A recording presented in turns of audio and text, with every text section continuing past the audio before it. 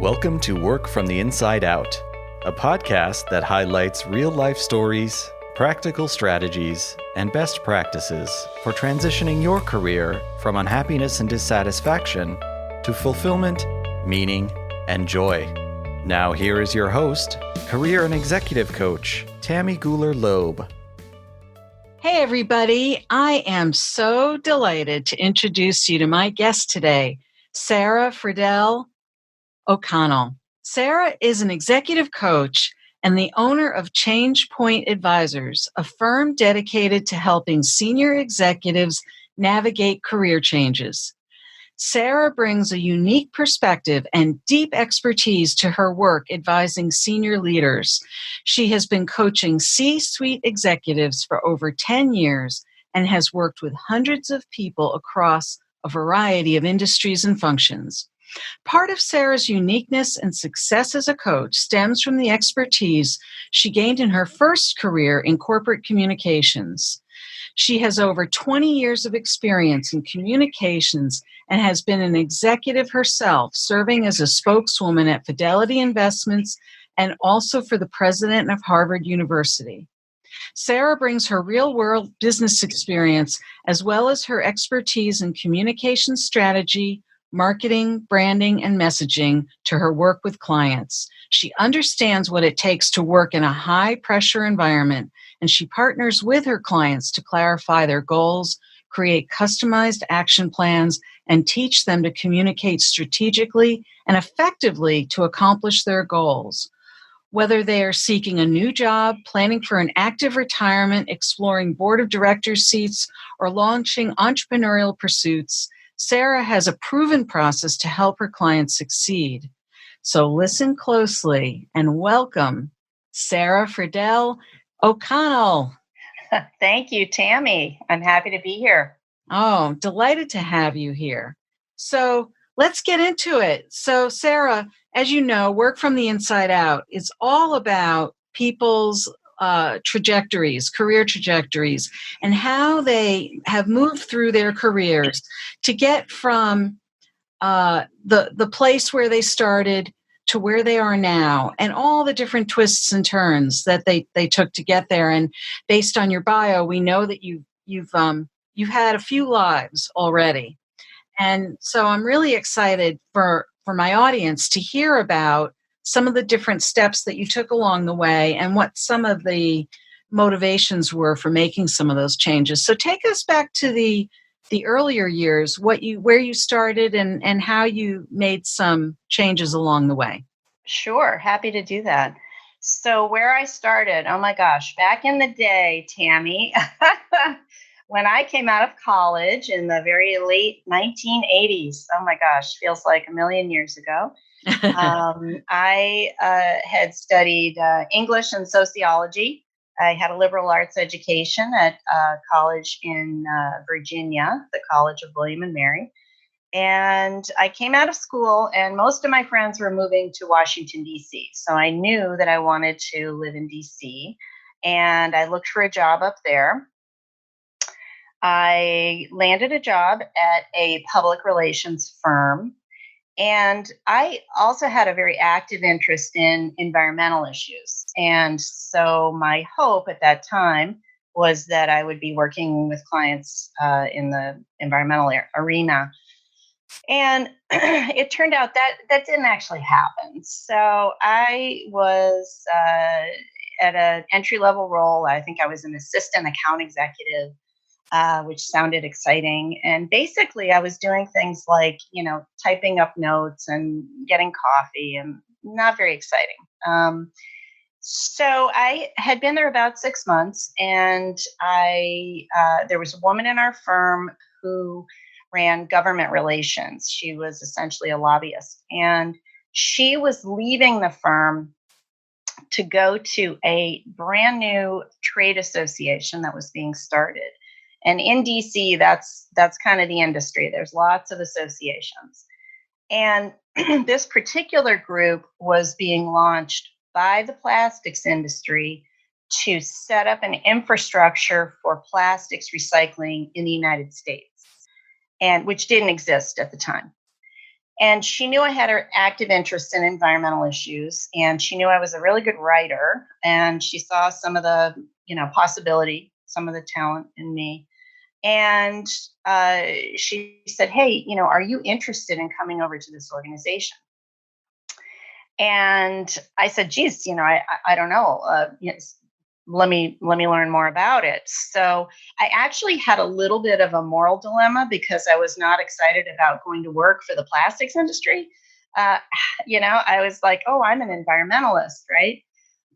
But what happened was this group was being funded by the petrochemical industry to give away money to communities to launch recycling, which didn't exist. And that was cool. And they needed people to communicate about it. And that was what I like to do. So I ended up getting a job there. It was a very small team with a lot of money, which was great. It was kind of like a startup with a lot of resources.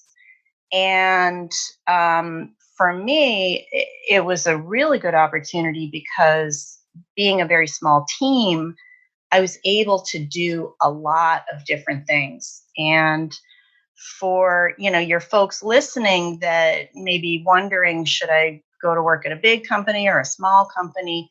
There are pros and cons to both. But I will tell you, being in a smaller organization early in my career, I was able to gain a ton of skills. And that really gave me the foundation for corporate communications. And so the association was called the American Plastics Council. And I was, kind of an entry level, but again, they gave me a ton to do, right? So I learned all about public relations, community outreach, speech writing, media relations, talking to reporters, marketing, advertising. Eventually, in the 90s, the organization launched a significant ad campaign. At the time, it was $50 million, which, by today's standards is probably nothing, but it was print, radio, and TV campaign. This is before before the web, back in the day. And we worked with an ad agency and a PR firm and an opinion research firm. So I worked with all of them and I got to learn a ton. So I ended up being in that role, kind of to my surprise. I was in that company for 7 years, and I progressed as the company grew. I was promoted, and I was in different roles, and really was a great job. Got to travel a lot. The other thing was that our member companies who paid the dues were major global organizations. So the member companies were like Dow Chemical, DuPont, Arco, Shell, Mobil. These were significant. And because of the amount of money that the companies were putting into the association, they designated very senior level people to sit on the committees. So at a relatively young age, I was dealing with the head of communications for DuPont Chemical, who was on my committee. And that gave me a level of comfort and appreciation for dealing with very, very senior level people and building relationships at that level. So that was a skill that I picked up, or information I learned just, by being in that situation. So I was in that role for 7 years. It was fantastic. But I decided in the kind of mid to late 90s that I wanted to move back to Boston, where I had grown up. And I also was getting a little tired of talking about, polyethylene terephthalate and high density polyethylene, number one and number two resins. Boy, that rolls right off the tongue, though. It's in my brain, Tammy. The things that I've learned are still in there. I can tell you that if you toss in your recycling bin bottles with number one and number two on them, back in the day, that was 85% of the bottles out there. You make a big dent in it, right? So these messages, these things are still in my brain, but it was fun, so I learned content knowledge, certainly about, I could talk to you all day about recycling. But I also learned really the important communication skills, the softer relationship skills, customer service, all those things. So, Yeah, there's a lot there. A lot. yeah. And I was just going to say for your listeners, all the skills that they learn, that people learn at their jobs, they take that with them. That's all transferable. Even if you feel like, geez, this is a dead end, maybe it is, but be a sponge, absorb, learn what you can, and you take it with you to your next thing. And that's what I did. So I love this. I mean, 7 years sounds like such a rich period. And yet, going back to that, very early time where you were, fresh out of school, you had been at your job for about 6 months, you're presented with this opportunity that, sounds like, probably even at the outset, initially you had no idea what kind of opportunity was really being laid at your feet.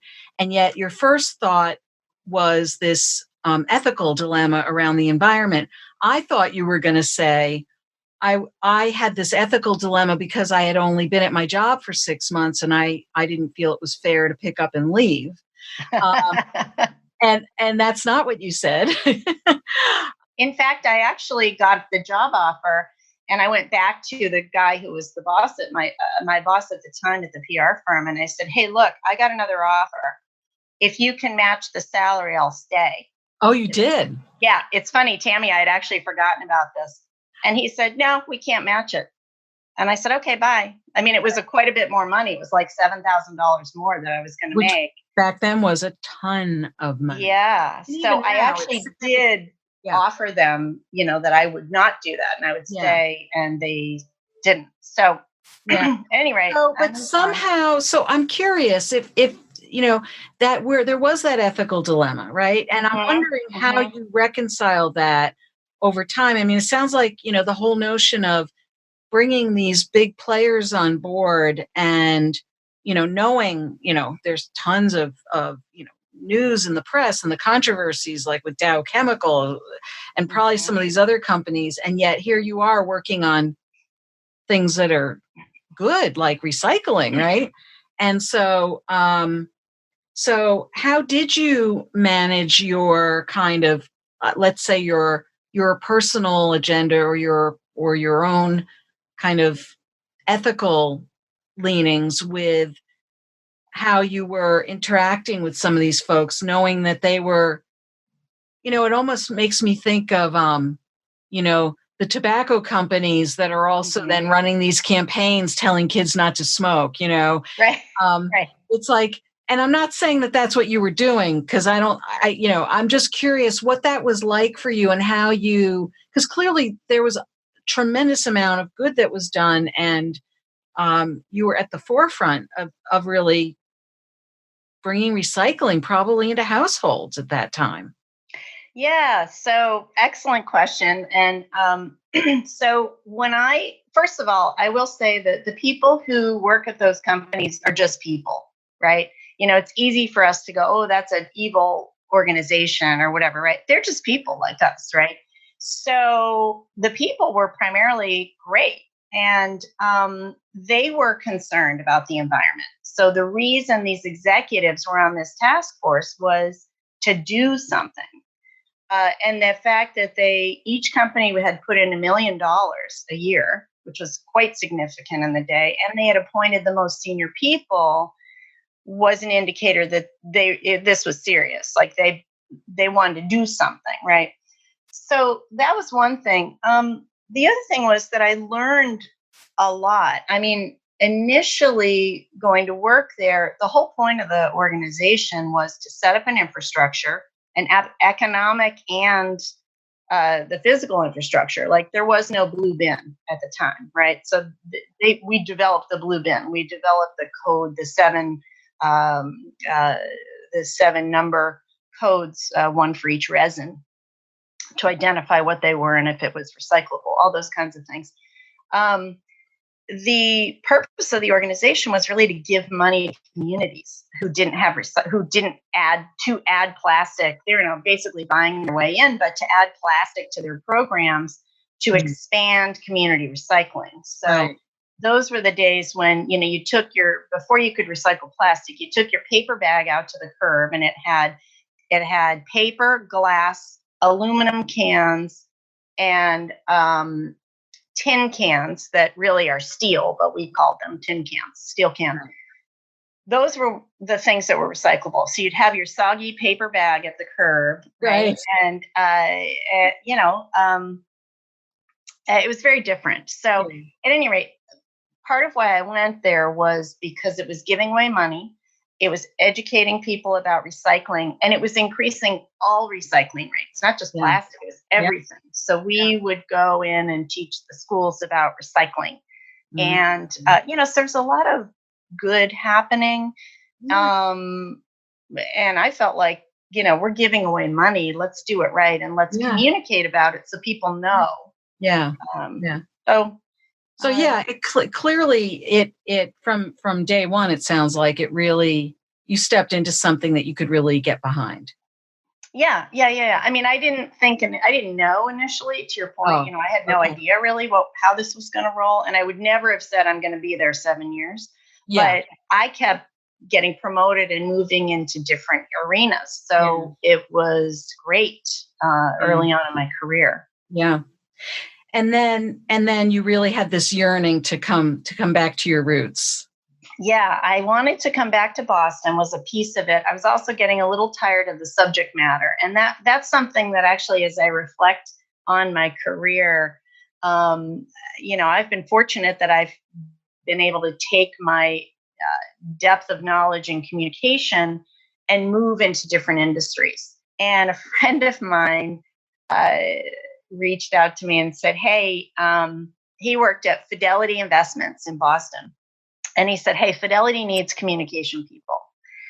And I said, geez, I never studied finance. I don't know much about that. And he said, it doesn't matter.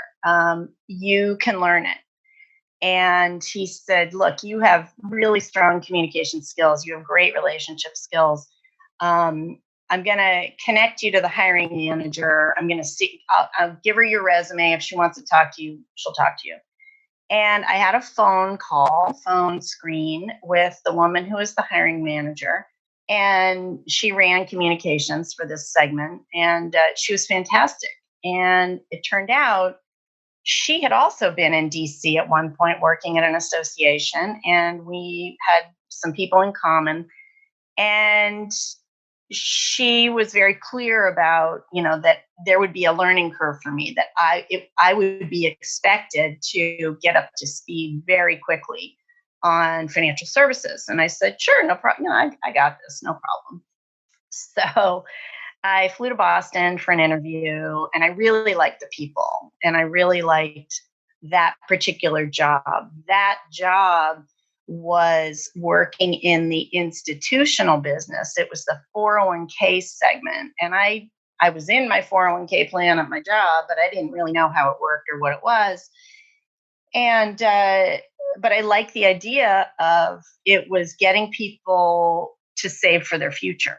Okay. So again, I latched onto something that even though I wasn't all that excited about financial services, I thought, well, this is really a good part of it. This is companies that have a match. That's like free money for these folks, if they know about it and they enroll and they're saving, and, it's kind of it's a good thing. It's an important thing. So the more I heard about the role, I really got excited about it. And ultimately I got an offer. I took the job. I moved back up to Boston.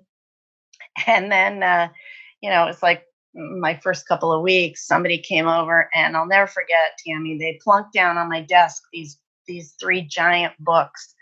And they said, okay, you have to go get your Series 7. And I was like, huh?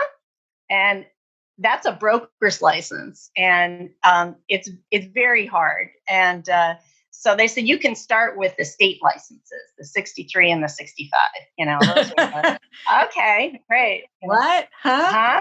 So that was a real challenge, but it was great. I mean, it was great for me personally. I learned a ton about finance. I had not known. So I got my securities licenses. I got the 7, so I became essentially a broker, even though I wasn't doing any trading. I was communicating about products. So they wanted folks in my position to be licensed. Okay. And then ultimately, as I progressed in the firm, I ended up getting another one at 24. So I became a principal and I actually could sign off on marketing and communication materials in the firm. But, about that, I just was so fortunate to be able to learn, continue, to learn in my career. I used my communication background, but we were developing custom communication programs for the largest 401k clients. So in that business, I was in the segment dealing with the biggest clients. So I'm curious, you stepped into, you had a skill set that they needed, and yet there was this whole body of knowledge that you were being expected to communicate about that you really had no knowledge of, other than that you yourself had a 401k plan, that you really didn't know what it was, other than that it was your retirement money. And so what do you think was in the secret sauce, so to speak, that got you from being considered? You were referred in by a trusted person to them. So that always helps, right? I'm sort of unpacking this a little bit, thinking about what are the key ingredients to getting your foot in the door and actually getting hired, because I think this is a great example of how networking works, right? So you happen to know somebody who knows you, believes in you, and is able to connect you with the right people and happens to know what their needs are. And so you got the foot in the door, but you still, even once you get the foot in the door, right, you still have to stand on your own 2 feet at that point. Because even with the right referral in, that doesn't mean you're in yet. So I'm curious, on reflection, if you have any thoughts about what else you think made the difference in your ability to, let's say, win them over. That's a great question. I think I remember that one thing I did do was I did a lot of reading and research before I went into the interview. So Oh, okay. I was really, so my friend, gave me a crash course. I remember the night before I was going in, he outlined for me how the organization was structured, because Fidelity is a fairly complicated, business structure. It was back in the day. And so he explained to me how the different divisions worked. But I had done a lot of reading about financial services, about Fidelity. They're a private company, so it was hard to get a ton of info. And this is before the internet, remember? So I was reading newspapers and talking to people before I actually went up there for the interview. I just remember being very honest with them about, look, I know I can do the communication piece. There's no doubt about it. Everything in the job description, I could do all of it. I had no problem with dealing with very high level client service. Happy to travel. It had a ton of travel, which I had done in my prior role. The missing piece was the subject matter, and I had to make the case to them that it was no problem at all. I was happy to learn it, and I would learn it quickly. So you did a number of things really well, right? You did the research, you did your homework, you were prepared, and you linked all the strengths that you did bring to the table, and you showed up confident and ready to roll up your sleeves and learn what you needed to learn. Yeah. And I think in hindsight, if I had actually known what they wanted me to learn and the licenses they wanted me to get, I'm not sure I would have been so confident. It's just funny because it was a lot. It was scary. Yeah. They gave you some time to study and things like that. Um, but yeah, I mean, I knew that there was going to be a gap there. But I was committed to, I'm going to learn it. It's going to be fine. I'm going to learn it, and we'll move forward. So And you did. I did. And you were there for 10 years. Almost 10 years. Yeah. So that was a great job to first foot in the door. I was in that role as I was a relationship manager in the 401k business, communication relationship manager. And I was there probably 4 years or so in that role. And I was traveling a lot. So I decided to move over into a marketing role. So I had been in the institutional business. I moved into the retail business, which is different in financial services, and moved into a marketing role that was based in Boston. So I wasn't going to travel as much. That was part of why I made the shift. I also was working directly with the portfolio managers to develop products and do marketing. And that was an interesting job. That I ended up leaving that role because a role opened up in corporate communications. And that kind of took me more back to my roots. That was, I was in media relations. I was a spokeswoman. So I talked to reporters every single day. And at that time, Fidelity was the largest mutual fund company in the world. I'm not sure that's still the case, but at that time it was. And, I was one of the spokespeople who responded to incoming calls from, could be New York Times, Wall Street Journal, Financial Times, Bloomberg, Morningstar, Globe, Boston Globe, whoever. So significant papers, pretty much for the most part. So I was a spokeswoman for the firm, and I did that work. So I was at the firm for just about 10 years. Yeah. So you moved from the communications role then to marketing, and then sort of back to your roots, and really more, it sounds like more communications and PR, Yeah, right? PR. It was more PR. And it sounds like some of what motivated you to make some of those changes were kind of personal preferences. And yet I assume you had to convince people internally that you were ready for those changes. It wasn't just like, oh, I moved here, I moved there, and I just went to do a marketing job, and then I went here, like that there was some negotiation or some navigating that it took to move from one place to another. Absolutely. Yeah. No, I had to interview. There was a process. I had to interview for the marketing role and meet the couple of portfolio managers. And yes, I had to win the job, which I did. And then corporate affairs was the same thing. And I knew that job was going to be I don't want to say 24/7, but it was a high pressure job. Right. And I was a little conflicted about that, but I really was excited about doing the media piece. I hadn't done it in a long time, and it was fun for me. And then I know you made a significant switch from Fidelity. I did. I was at Fidelity for a long time. It was a great organization. I still have, oh my gosh, wonderful friends that I met there over the years, great relationships. You can't say enough. It's a terrific organization. But another theme, I got a little tired of the subject matter. Really, that was kind of what it boiled down to, was financial services. I wasn't that jazzed about. It was great while it lasted, but I had other interests.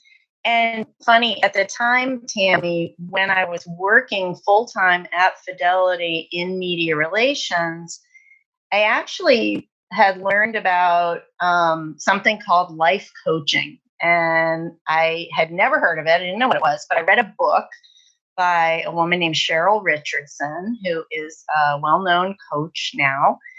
I think it was her first book, and it was about reassessing your life. Are you doing, are you spending the time the way you want to? Are you doing meaningful work and so forth? And I got interested in coaching. So while I was working, I started taking classes, and I'd always been interested in human psychology, but I did a workshop at a school called the Coaches Training Institute, which I know you also attended. I was going to say, and I know it well. Yeah. So I ended up doing the CTI weekend workshops while I was working at Fidelity, but I really couldn't figure out how to, quit a secure job and become a coach. I mean, that seemed ludicrous at the time, outrageous. Who could possibly do that, right? Who could possibly do that? Yeah. So, but I knew I wanted to make a change, and I was approached by someone who let me know that Harvard University was in what's called a quiet phase of a fundraising campaign. So this is in 2005 at this point, and they were embarking on what was going to be the largest fundraising campaign in history for a university. And while they're doing this fundraising campaign, they need someone to talk to large donors and also the media about why does Harvard need money? Why are we in this campaign? And, I had the financial piece and also the high-level executive piece, and comfortable talking to high, alumni and donors who were important folks. And so I was approached on this role, and it was really interesting job. I had this idea, Tammy, that this would be so much easier than my job in financial services, which is laughable, of course. But I thought, oh, he already has a primary person. I'll be the secondary spokeswoman. I can walk to work. I probably take free classes and get a degree. I had this whole idea of how this would be such a piece of cake. Right. And both of my parents had gone to Harvard. And so my mom went to Radcliffe, my dad went to Harvard, my father-in-law went to Harvard. So I had this real connection to the organization, even though I did not go there. And I thought, well, this will be great fun. And I took the job, and it was great fun, but it was also an awful lot of work. And the president who I worked for was a change agent, and not everybody loves a change agent. And he stirred up, some feelings in folks. And as a PR representative, it was challenging. It was very challenging. Yeah. So that job was high pressure, high intensity, pretty much on all the time. Not what I had sort of anticipated. No, it sounds like there was, it was not the piece of cake. It was, it was like running a bakery and getting up at 3 a.m. to grind the flour, right? Right. Funny, Tammy, back in the day, those were when we had pagers, right? Cell phones were kind of a new thing. And I had a cell phone, but what would happen is you'd get paged, and somebody needed a quote, reporter, or needed to respond to a donor or something going on. And so it was just kind of working a lot. Yeah. So ultimately what happened was the president ended up resigning, and I think it was 2007, 2008. And I also resigned. I raised my hand and said, geez, I'm kind of tired.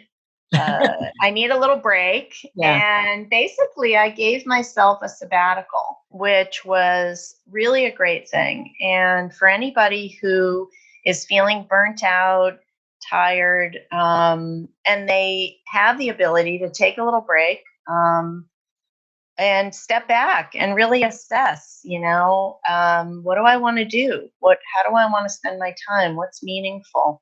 And I really took a lot of time to do that. I also knew that I wanted to do something with coaching. I wasn't quite sure what that would look like.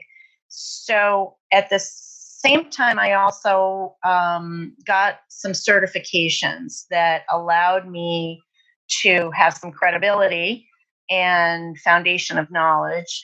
So I set myself up to move into the next thing. You had a sense of what you wanted, and just sort of filled in some of those gaps a little more. That's right. And it was about a 6-month period, right? It was. Yeah. It was about 6 months. I also really got back to my daily yoga practice. There were some health things that I did as well that I had. When people get busy, what drops to the very bottom of the priority list is their themselves often, right? Yep. We're so busy taking care of others and doing our jobs and so forth, keeping it together.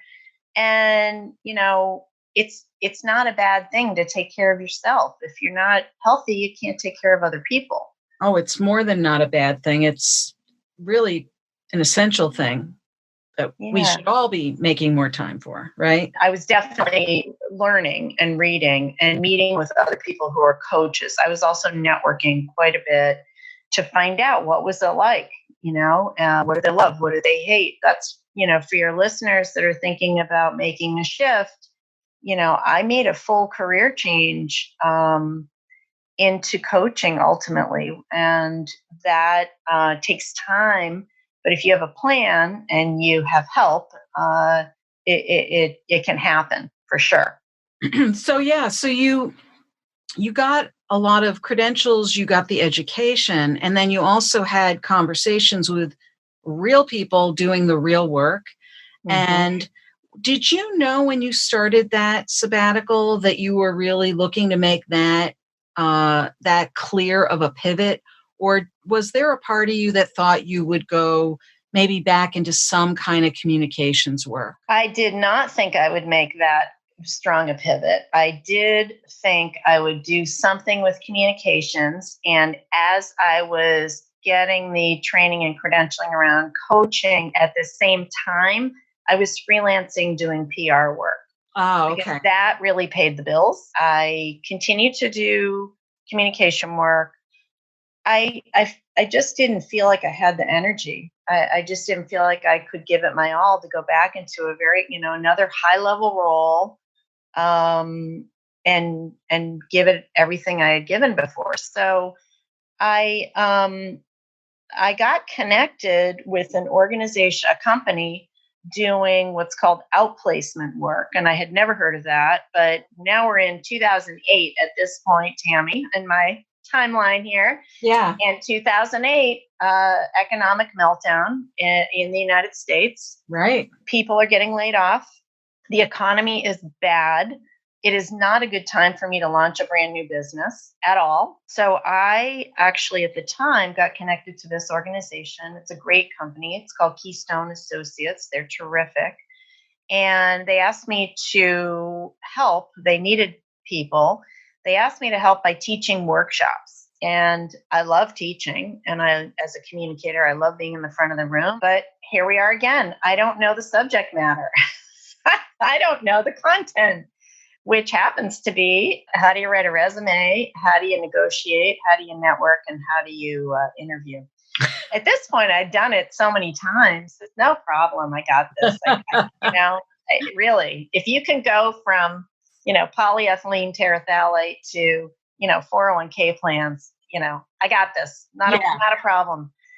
This morphed into me seeing individual clients on a very small basis, like, a client who got maybe 2 meetings with a coach, I'd see them 2 times sort of thing. So these smaller programs, but gradually that increased. And I was also trying to build a private practice, and I was also doing a little PR consulting. And I had to kind of figure out, where do I want to invest my time and energy? And then a different division in the company invited me to interview for a job as a partner dealing with senior executives. And that division is called Essex Partners. It's a wonderful part of the business.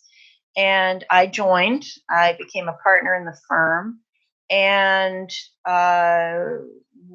was working with seeing clients who were primarily CEO level, but in different functions. They might be a chief information officer, a chief financial officer, a chief nursing officer, and they might be in different industries, so manufacturing or financial services or biotech. And that was fabulous for me because I like variety. And I got to meet a ton of really wonderful people and really help people when they're at a difficult time in their life. I did that work as a partner for many years, and it was fantastic. Really, really loved it. And highly recommend if anybody is in the situation where they know they're going to be leaving their job to seek out a coach. It can be very helpful. Yes. Well, of course, we agree with that advice. And so today you have hung up your shingle. You are in business for yourself. You have your own firm. Yes. And you made a decision to make another change and to leave your role as partner at Essex. Yes, but I was feeling like I needed a little more flexibility. I was working a lot, as we all do. And I also had a couple of personal losses last year. I lost, unfortunately, both my mom and my dad in about 12-week span of time. And that was pretty jarring for me, very tight with my family. And so, kind of shifted my perspective a little bit about. Absolutely. I'm so sorry. Yeah, thank you. Thank you. No, it's, change happens, and it's, what do we do with it? How do we handle it? And it really, again, I had to step back and think about, I'm really enjoying the work. I'm doing the work, but there are a lot of other things I want to do. It was the right time for me. I had been at the firm for 10 years. Right. And so I launched my business, ChangePoint Advisors. I do a lot of what I did at the firm, but with individuals.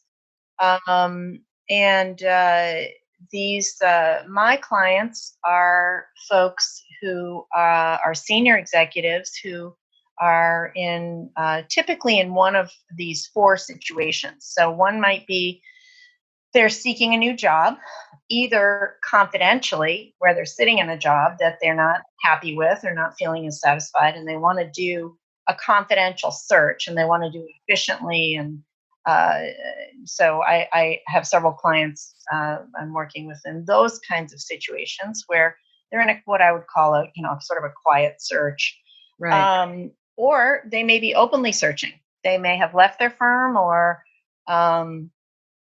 left their organization, whatever that may be, and in a job search mode openly. And so that's sort of bucket number one.